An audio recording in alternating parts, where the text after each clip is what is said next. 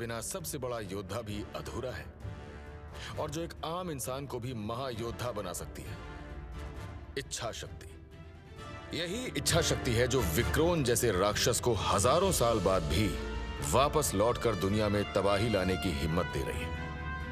और यही इच्छा शक्ति है जो एक 18 साल के मामूली लड़के वेद को इस दौर का सबसे बड़ा रक्षक बनाने वाली है।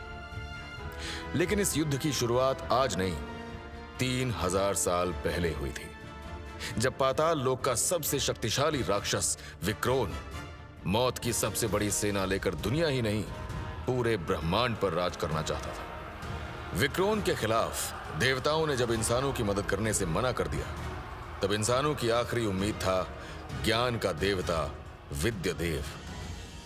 विद्यदेव की एक ही कमजोरी थी, मीनानगर की राजकुमारी परीवा। परीवा ने दुनिया को बचाने के लिए खुद को विद्यदेव के प्रेम में समर्पित किया, बस इसी शर्त पर कि विद्यदेव उसे वो ज्ञान देंगे जिससे पूरे ब्रह्मांड को समझा और संभाला जा सके। और ऐसा ही हुआ भी। इसी ज्ञान से परीवा ने एक ग्रंथ तैयार किया, दिव्य ग्रंथ। दिव्य ग्रंथ एक ऐसा ग्रंथ था जिसमें तीनों लोकों की शक्तियां छिपी थी। विक्रोन की सेना पर इसी विद्या से इंसानों ने जीत पाई, लेकिन विक्रोन खुद बच गया। तीनों लोकों में दिव्य ग्रंथ की चर्चा फैल गई। देवताओं ने विद्यदेव का बहिष्कार किया और एक इंसान के प्यार में पड़ने के लिए आकाश लोक की जेल में डाल दिया। और विक्रोन सीधे पहुंचा परीवा के पास दिव्य ग्रंथ छीनने। महल में कदम रखते ही उसने एक इशारे में परीवा की पूरी सेना को मार डाला। वो आगे बढ़ा और उसने परीवा को अग्निकुंड के पास खड़ा देखा, हाथ में दिव्य ग्रंथ लिए। विक्रोन ने दहाड़ते हुए कहा, तेरे इसी ग्रंथ ने मेरी पूरी सेना मिटा दी। अब इसी की मदद से मैं एक नई मृत्यु सेना बनाऊंगा और पूरे ब्रह्मांड पर राज करूंगा। परीवा ने गुस्से में जवाब दिया, तेरे पापी हाथ इस ग्रंथ को कभी नहीं छू पाएंगे। उसने ग्रंथ खोला और एक मंत्र पढ़ते हुए सीधे अग्निकुंड में दिव्य ग्रंथ को लेकर कूद गया। विक्रोन की आंखों के सामने दिव्य ग्रंथ और परीवा उस आग में हमेशा के लिए गायब हो गए। विक्रोन हैरानी से देखता रह गया और जोर से चीखा, नहीं! ठीक उसी वक्त एक 3 साल के बच्चे की चीखने की आवाज आई, मां! ये परीवा का बेटा था।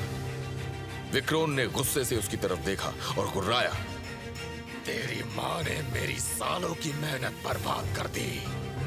अब मैं उसके वंश को बर्बाद कर दूंगा।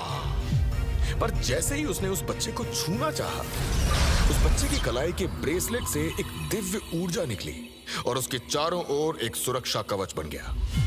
इस कवच की वजह से विक्रोन को जोर का झटका लगा। उसने सारी ताकत लगाकर कवच को तोड़ना चाहा और बस तभी अग्निकुंड से सैकड़ों आग के नाग निकले और विक्रोन को जकड़ लिया। एक मायावी दरवाजा खुला और वो नाग विक्रोन को खींचकर उसमें ले गए और फिर सब कुछ थम गया। अचानक अग्निकुंड से दिव्य ग्रंथ का एक अधजला पन्ना उड़ता हुआ बाहर आया और हवा में कहीं गायब हो गया। और फिर सिर्फ एक आवाज गूंजती रही, उस मासूम बच्चे की जो अब भी अपनी मां को ढूंढ रहा था। मां! मां! मां!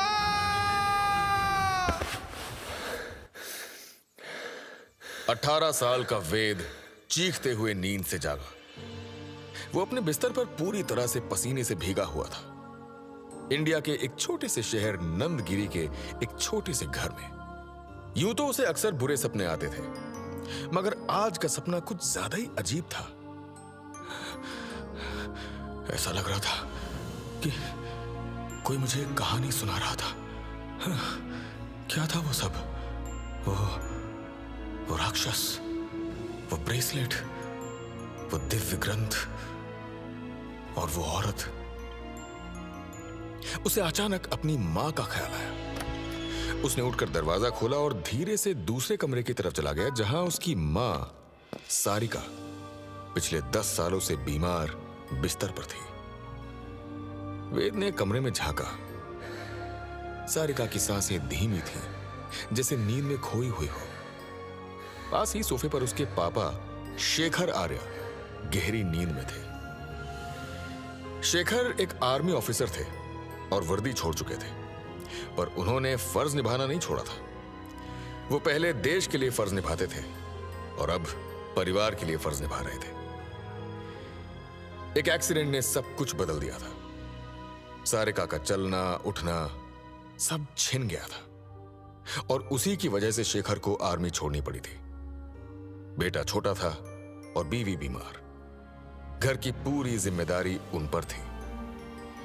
शेखर ने सारी भागदौड़ की, डॉक्टर, हॉस्पिटल, दवा, पर सारिका कभी फिर से उठ नहीं पाई और पिछले कुछ महीनों से उनकी तबीयत और बिगड़ने लगी।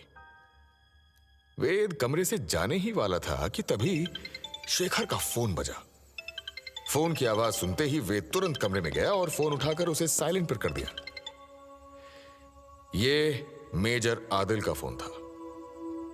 वेद सोचने लगा, इतनी रात को ये क्यों फोन कर रहे हैं? क्या हुआ बेटा, नींद नहीं आ रही है? सारिका ने धीरे धीरे आंखें खोलते हुए कहा। वेद धीरे से फोन रखकर बिना पापा को डिस्टर्ब किए मां के पास गया और बोला, नहीं। सारिका ने उसका हाथ पकड़कर चूमा। आजा आजा, मेरे पास सो जा, आना। वे धीरे से मां के पास लेट गया। सारिका उसका माथा सहलाती रही। उस रात वेद फिर एक बार अपनी मां की गोद में सो गया, बिल्कुल ऐसे जैसे बचपन में सोता था। उसे नहीं पता था कि यह आखिरी बार होगा जब वो मां की छांव में इतने सुकून से सो पाएगा। अगली सुबह वेद रोज की तरह स्कूल जाने के लिए तैयार हुआ। उसके पापा ने नाश्ता और टिफिन उसे पकड़ाया और जाने से पहले वेद ने रोज की तरह मां के माथे को चूमा। रास्ते में वो धीरे धीरे चल रहा था। उसे पढ़ाई बहुत पसंद थी, लेकिन स्कूल जाना अच्छा नहीं लगता था। क्लास के कुछ स्टूडेंट्स जो खुद को कूल गैंग कहते थे, रोज उसे परेशान करते थे। इसलिए वो अक्सर स्कूल लेट पहुंचता था ताकि उनसे टकराव ना हो। चलते चलते उसकी नजर सड़क के कोने पर पड़ी। एक सफाई वाला सूखे पत्ते जला रहा था। धुएं में चिंगारियां उठी और वे ठहर गया। चिंगारियों को देखते ही उसे रात का सपना याद आया। अग्निकुंड, जलता दिव्य ग्रंथ, विक्रोन की दहाड़। उसने हल्के से अपना सिर झटका और तेज कदमों से नंदगिरी हाई स्कूल की तरफ बढ़ गया। क्लास शुरू हो चुकी थी। शास्त्री सर 12th क्लास को मैथ्स पढ़ाते हुए बोर्ड पर कुछ लिख रहे थे। क्लासरूम का दरवाजा धीरे से खुला और वे चुपचाप अंदर घुसा। कूल गैंग के स्टूडेंट्स उसे देखकर आपस में मुस्कुराए।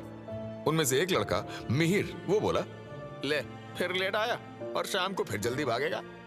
उसके बगल में बैठी लड़की ईरा ने कहा, जैसे इसका बाप आर्मी से भागा था और अब औरतों की तरह घर का काम करता है और इसकी तो शक्ल पर ही पट्टू लिखा हुआ है। तीसरा स्टूडेंट हंसा, अबे कब तक बचेगा हमसे। जैसे ही वेद उनके पास से गुजरा, मिहिर ने टंगड़ी लगा के वेद को गिरा दिया। सबकी नजर वेद पर पड़ी। शास्त्री सर ने गुस्से में देखा, क्लास टॉपर आज फिर से लेट? अरे क्लास को घर समझ रखा है क्या? ऊपर से गिरते पड़ते रहते हो, हाँ? ईरा ने कहा, अरे सर दिमाग ज्यादा बड़ा हो गया इसका, बैलेंस नहीं कर पा रहा बेचारा। सारे स्टूडेंट्स हंस पड़े। वेद को बहुत बुरा लगा। वो अपने आप को संभालते हुए अपनी सीट पर जाकर बैठ गया, अपने दोस्त चिंतन के बगल में। आज उसे एक अजीब सी बेचैनी हो रही थी। जैसे तैसे उसने 3 पीरियड्स निकाले। चौथे पीरियड में उसे प्रिंसिपल ऑफिस में बुलाया गया। जब वो हैरानी में वहां पहुंचा तो उसने देखा कि उसके पापा के दोस्त चिंतन के पापा अशोक वहां बैठे थे। अशोक ने कहा, बेटा हमें तुरंत अस्पताल जाना होगा। वेद ने कुछ नहीं पूछा। उसका दिल बैठ सा गया। सालों से मां को खोने का जो डर उसके अंदर था, वो उसे बाहर नहीं आने देना चाहता था। अस्पताल तक पहुंचने का 10 मिनट का वो सफर 10 दिन जैसा था। आईसीयू के